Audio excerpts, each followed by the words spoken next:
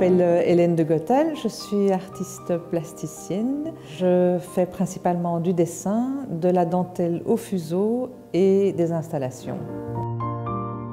Je vous présente une installation qui s'appelle « Pourquoi naître esclave ?», qui a été inspirée d'après l'œuvre de Jean-Baptiste Carpeaux, « Pourquoi naître esclave ?», dont nous avons une réplique ici.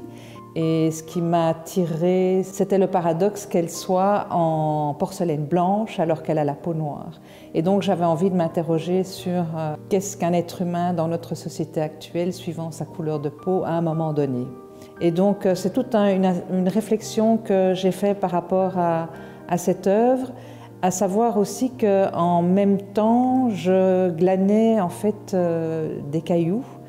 Et j'avais depuis longtemps envie de faire un travail par rapport à des pierres.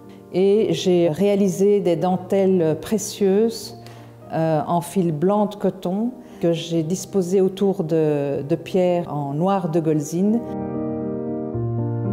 de manière à ce qu'elles soient complètement encerclées par la matière, mais d'une manière très raffinée et très précieuse. Et de mélanger en fait ces matières m'interrogeait aussi en fait pourquoi naître esclave, pourquoi naître ici et pas là-bas, à l'époque ou maintenant. Au départ, moi je viens du dessin et de la gravure. Et c'est tout à fait par hasard que j'ai commencé à travailler le fil. C'est ma coiffeuse en fait qui m'a demandé est-ce que vous pourriez me faire quelque chose pour moi. Et j'ai eu dans l'idée de travailler en fait d'après le cheveu.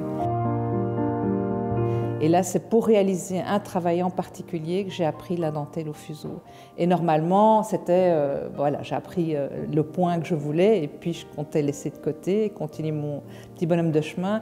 Mais pas du tout, en fait, j'ai développé une passion. Et donc, j'ai repris 6 ans de cours du soir. Et voilà, maintenant j'ai terminé, je donne cours moi-même et je continue toujours la dentelle au fuseau. Je trouve que c'est une technique magnifique, très lente, très méditative et je trouve qu'à notre époque, ça fait beaucoup de bien.